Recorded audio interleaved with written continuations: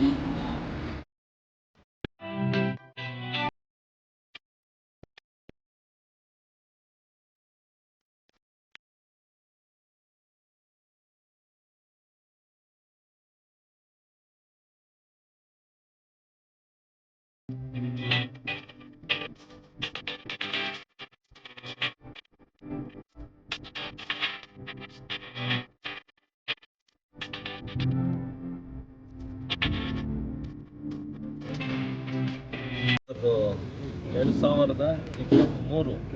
December start ಆಗಿತ್ತು.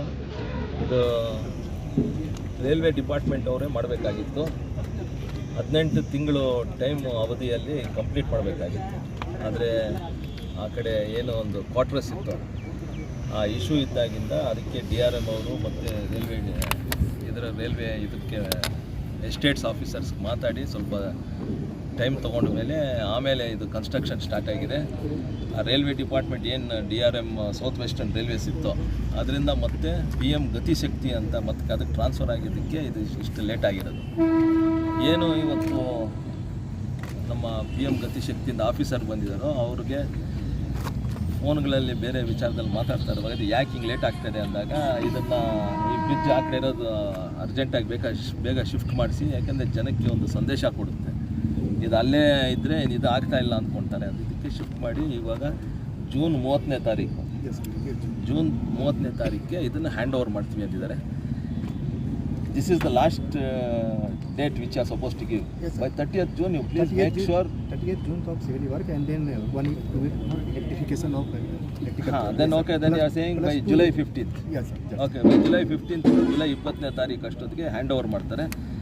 ಅದನ್ನು ನೋಡ್ತೀವಿ. ಅಕಸ್ಮಾತ್ ಏನಾದರೂ ಮಿನಿಸ್ಟರ್ ಸಾಹೇಬರು ಬಂದರೆ ಅವ್ರ ಕಡೆಯಿಂದ ಇನಾಗ್ರೇಷನ್ ಮಾಡಿಸ್ತೀವಿ. ಬಟ್ ಅವ್ರದ್ದು ಏನಾದರೂ ಡೇಟ್ ಕೊಡಲಿಲ್ಲ ಅಂದರೆ, ಯಾಕಂದರೆ ಜುಲೈ 20ನೇ ತಾರೀಕಿಂದ ಸೆಷನ್ಸ್ ಶುರುವಾಗುತ್ತೆ, ಆ ಬ್ಯುಸಿಯಲ್ಲಿ ಇರ್ಬೋದಕ್ಕೆ ಅಕಸ್ಮಾತ್ ಅವ್ರ ಪರ್ಮಿಷನ್ ತೊಗೊಂಡು DRM ಅವ್ರನ್ನ ಕರೆಸಿ ನಾವೇ ಇನಾಗ್ರೇಟ್ ಮಾಡಿಸ್ತೀವಿ. ಏನು ಹಳೆ ಸಂಸದರು ಮುನ್ಸ್ವಾಮಿಯವರಿದ್ದರು ಆ ಕಾಲದಲ್ಲಿ ಇದು ಶುರುವಾಗಿತ್ತು. ನಾವು ಈ ಟೈಮಲ್ಲಿ ಈ ಸಮಯದಲ್ಲಿ ಅವ್ರಿಗೂ ನಾವು ಏನು ಥ್ಯಾಂಕ್ಸ್ ಹೇಳಬೇಕಾಗಿದೆ. ಯಾಕೆಂದರೆ ಅವರು ಸ್ವಲ್ಪ ಇದು ಏನು ರೈಲ್ವೆ ಕ್ರಾಸಿಂಗ್ ಇತ್ತು ಇದನ್ನು ಬೇಕೇ ಬೇಕು ಅಂತ ಒಂದು ನಿರ್ಧಾರ ತಗೊಂಡು ಇಲ್ಲಿ ಫ್ಲೈಓವರ್ ಮಾಡಬೇಕು ಅನ್ನೋದಕ್ಕೆ ಅವ್ರಿಗೂ ಧನ್ಯವಾದಗಳು ಹೇಳೋಕ್ಕೆ ಇಷ್ಟಪಡ್ತೀವಿ. ಮತ್ತು ಅದ್ರ ಜೊತೆ ಏನು ಅಂದರೆ ಊದಿಕೋಟೆ, ಕಾಮಸಮುದ್ರ ಮತ್ತು ಉರ್ಗಮ್ಮು ಮತ್ತು ಸ್ಯಾನಿಟೋರಿಯಮ್ಮು, ಟೇಕಲ್ ಅಂದರೆ ಕೋಲಾರ ಟೌನಲ್ಲಿ ಅದ್ರದ್ದು ಒಂದು ಲ್ಯಾಂಡ್ ಅಕ್ವೈರ್ ಮಾಡಬೇಕಾಗಿದೆ. ಅದಕ್ಕೆ DC ಆಫೀಸ್ ಅವ್ರನ್ನ ಅಲ್ಲೂ 12:30ಗೆ DC ಅವರು ಒಂದು ಮೀಟಿಂಗ್ ಕರೆಸಿದ್ದಾರೆ.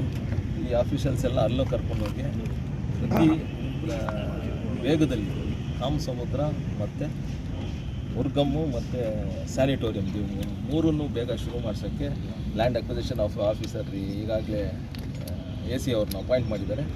ಇನ್ನು ಏನು ಮೂವ್ಮೆಂಟ್ ಮಾಡಬೇಕು ರೈಲ್ವೆ ಡಿಪಾರ್ಟ್ಮೆಂಟಿಂದ ಇದೆಲ್ಲ ಸ್ವಲ್ಪ ಕೋಆರ್ಡಿನೇಟ್ ಮಾಡಬೇಕು ಅಂತ ಇವತ್ತೊಂದು ಮೀಟಿಂಗ್ ಕರೆಸಿದೆ. ಯಾವ ಅದು ಅದೇ ಅದಕ್ಕೂ ಲ್ಯಾಂಡ್ ಅಕ್ವಿಷನ್ ಬೇಕಾಗಿದೆ. Even that is sanction sir. Work ಎಲ್ಲ ಇವು 4 ವರ್ಕು ಸ್ಯಾಂಕ್ಷನ್ ಇದೆ ಆಲ್ರೆಡಿ. ಎಷ್ಟು ಕೋಟಿ ಸರ್ ಇದು ಟೋಟಲ್? क्या है बजट, क्या है? 25.6 किसी एक बोलो, कंट्रैक्टर बोलना या ऑफिसर का? 25.6 crores. ಅದು ನೋಡ್ಕೊಂಡು ಹೋಗಿದ್ದಾರೆ, ಒಂದು ಇನ್ಸ್ಪೆಕ್ಷನ್ ಮಾಡಿದ್ದಾರೆ. ಅದು ಲ್ಯಾಂಡ್ ಎಷ್ಟು ಮತ್ತೆ ಬೇಕು ಅಂತ, ಮತ್ತು ಅದು ಯಾವ ಸ್ಟ್ರಕ್ಚರ್ ಮಾಡಬೇಕು ಅಂದರೆ, ಯಾಕಂದರೆ 2 ಕಡೆನೂ ಕಾಂಕ್ರೀಟ್ ವಾಲ್ಸ್ ಕೊಟ್ಟಿದ್ದಾರೆ. ಸೊ ಯಾವ ಸ್ಟ್ರಕ್ಚರ್ ಮಾಡಬೇಕು ಏನು ಅಂತ ನೋಡಿಕೊಂಡು ಒಂದು ರಿಪೋರ್ಟ್ ಒಂದು ಸುಮಾರು ಇನ್ನೂ ಒಂದು ತಿಂಗಳು 1.5 ತಿಂಗಳು ಬೇಕು ಅಂತದೆ. ಆ ತಿಂಗಳು ಆದಮೇಲೆ ಮತ್ತು ಏನು ನಮಗೇನಂದರೆ ಅಷ್ಟೊತ್ತಿಗೆ ನಮ್ಮ ಸೆಷನ್ ನಡೀತಾ ಇರುತ್ತೆ, ಆವಾಗ ಮಂತ್ರಿಗಳ ಹತ್ರ ಕೂತ್ಕೊಂಡು ಬೇಕಾದರೆ ಅದು ಸ್ಯಾಂಕ್ಷನ್ ಮಾಡಿಸ್ಕೋಬೋದು ಅಂತ ನಮಗೊಂದು ಪ್ಲ್ಯಾನ್ ಅಂತಲ್ಲ ಅನಿಸುತ್ತದೆ. ಆಮೇಲೆ ಅದು ಆದರೆ ನಮ್ಮ KGF ಮತ್ತು ಬಂಗಾರಪೇಟೆ, ಕೋಲಾರ ಈ 3 ತಾಲೂಕವ್ರಿಗೂ ಉಪಯೋಗ ಆಗುತ್ತೆ. ಅದನ್ನೊಂದು ಮಾಡಿಸ್ಬೇಕು ಅಂತ ಒಂದು ನಿರ್ಧಾರ ತೊಗೊಂಡಿದ್ವಿ. ನೋಡೋಣ ಅದು ಏನಾಗುತ್ತೆ ಸರ್. ಆಮೇಲೆ ಜನವರಿ 19ನೇ ತಾರೀಕು ಬಂದಿದೆ 54 ಕೋಟಿ ಅಂತ ಹೇಳ್ತಾ ಇದ್ರಲ್ಲ ಸರ್. ಅದು ಉರ್ಗಮ್ದು ಏನಾಗಿದೆ ಅಂದರೆ BGML ಮತ್ತು ಇವರು AC ಕೋಲಾರ PWD ಅವರು BGML ರೈಲ್ವೇಸ್ 4 ಇದು ಇನ್ಸ್ಪೆಕ್ಷನ್ ಮಾಡಿದ್ದಾರೆ. 2020 ಲ್ಯಾಂಡ್ PWD ಅವರು ಲ್ಯಾಂಡ್ ಕಾಸ್ಟು ಹೈಕೋರ್ಟಲ್ಲಿ ಡಿಪಾಸಿಟ್ ಮಾಡಿದ್ದಾರೆ. ಅದು ಇವಾಗ ಅಲ್ಲಿ ಮನೆಗಳಿದೆ, ಒಂದು 12-13 ಮನೆಗಳಿದೆ. ಅನ್ಆಥರೈಸ್ಡ್ ಆಕ್ಯುಪೆನ್ಸಿ, ಅದನ್ನು ಹೆಂಗೆ ತೆಗ್ಸೋದು ಏನು, ಮತ್ತು ಅದ್ರ ಜೊತೆ ಒಂದು BGML ಆಫೀಸ್ ಸ್ಟ್ರಕ್ಚರ್ ಒಂದಿದೆ, ಮತ್ತು 2 ಮನೆಗಳಿದೆ ಆಥರೈಸ್ಡ್ ಮನೆಗಳು. ಅದನ್ನು ಹೆಂಗೆ ಎವಿಕ್ಟ್ ಮಾಡಿಸೋದು ಮತ್ತು ಅವ್ರನ್ನ ಎವಿಕ್ಟ್ ಮಾಡಿಸಿದ್ರೆ ಮತ್ತು ಎಲ್ಲಿ ಪ್ಲೇಸ್ಮೆಂಟ್ ಮಾಡಬೇಕು ಆ 2 ಮನೆಗಳಿದೆ, ಅದನ್ನು ಮಾತ್ರ ನೋಡ್ತಾರೆ. ಅದಕ್ಕೆ ಇದನ್ನು ಇಷ್ಟು ದಿನ ಯಾಕೆ ತೊಗೊಂಡಿದ್ದೀರಾ ಅಂತ ಸ್ವಲ್ಪ ಇವ್ರ ಮೇಲೆ ರೇಗಾಡ್ತಾ ಇದ್ದಿದ್ದು. ಯಾಕಂದರೆ ಉರ್ಗಮ್ ಫ್ಲೈಓವರ್ ಸುಮಾರು 10-15 ವರ್ಷದಿಂದ ಇದು ನಡೀತಾನೆ ಇದೆ. ಅದು ಆಲ್ರೆಡಿ ಸ್ಯಾಂಕ್ಷನ್ ಆಗಿ 2 ಸತಿ ಟೆಂಡರ್ ಕೂಗಿ ವಾಪಸ್ ಹೋಗಿದೆ. ಅದಕ್ಕೊಂದು ಸೊಲ್ಯೂಷನ್ ಬೇಕು ಅಂತ ಇವತ್ತು ಅದಕ್ಕೆ DC ಆಫೀಸಲ್ಲಿ ಅದನ್ನು ಮೀಟಿಂಗ್ ಮಾಡಿಸಿದ್ರೆ ಅವ್ರನ್ನೂ ಆ ಆಫೀಸರ್ನೂ ಕರೆಸಿದ್ದೀನಿ. ಸರ್ ಆಮೇಲೆ ಹೊಸೂರು ಅದು ಏನಂದರೆ PD ಪ್ರಾಜೆಕ್ಟ್ ಡೈರೆಕ್ಟರ್ ಆಂಧ್ರ ಅವರು ಆ ಪ್ರಾಜೆಕ್ಟ್ ಮಾಡಿಸ್ತಾರೆ. ಅಂದರೆ ನಮ್ಮದು ಕೋಲಾರ ಕರ್ನಾಟಕದವ್ರದ್ದು ಅದಲ್ಲ, ಮಾಹಿತಿ ಕೊಡಿ ಅಂತ ಕೇಳಿದ್ದೀವಿ. ನಮ್ಮ NHA ಆಫೀಸ್ ಏನು ಬೆಂಗಳೂರಲ್ಲಿದೆ ಅವ್ರಿಗೂ ಕೂಡ ಕೇಳಿದ್ದೀನಿ. ಕೊಟ್ಟ ಮೇಲೆ ಗೊತ್ತಾಗುತ್ತೆ. ಅದೇ ನೀವು ಹೇಳ್ದಂಗೆ ಕಾಮಸಮುದ್ರ ಅಲ್ಲಿ ಹೋಗೋದು ಸುಮಾರು 17-18 33 ಹಳ್ಳಿ ಟೋಟಲ್ ನಮ್ಮ ಜಿಲ್ಲೆ.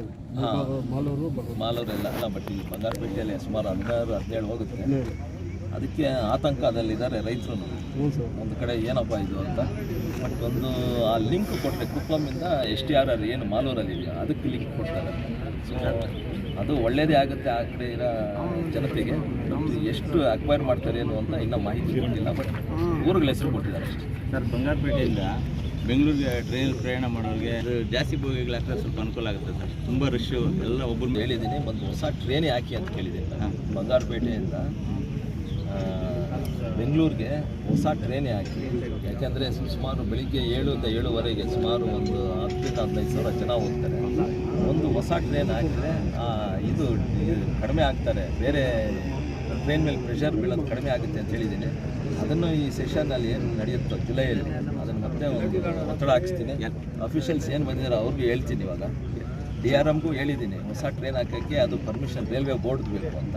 ಆ ರೈಲ್ವೆ ಬೋರ್ಡಲ್ಲಿ ಏನಾಗುತ್ತೆ, ಇವಾಗ ಮಂತ್ರಿಗಳನ್ನೇ ಇಟ್ಕೊಂಡು ಅಲ್ಲಿ ರೈಲ್ವೆ ಬೋರ್ಡನ್ನು ಮಾತಾಡಿ ಒಂದು ಹೊಸ ಟ್ರೈನು ಸುಮಾರು ಇನ್ನೊಂದು ಏನಂದರೆ ಇವಾಗ ಮೆಮೋ ಟ್ರೈನ್ಸ್ ಏನು ಬಂದಿದ್ದು ಅದು ಬರೀ 8 ಬೋಗಿ ಮಾತ್ರ, ಅದಕ್ಕಿಂತ ಜಾಸ್ತಿ ಹಾಕೋಕ್ಕಾಗಲ್ಲ. ಅದು ಹಾಕಿದ್ರೆ ಇದು ಎಳೆಯಲ್ಲ. ಜಾಯಿಂಟ್ ಮಾಡಿದಾರೆ ಕೆಲವೊಂದು ಬೋಗಿಗಳು ಜಾಯಿಂಟ್ ಮಾಡಿ ಟ್ರೈನ್ಗಳೇನಿತ್ತು ಹೋಗಿದ್ದು ಇರುತ್ತಲ್ಲ ಕೋಲು ಮತ್ತು ಅದರಲ್ಲಿ ಎಳೆಯುತ್ತೆ. ಈ ಮೆಮೋ ಟ್ರೈನ್ಸ್ ಬರೀ 8.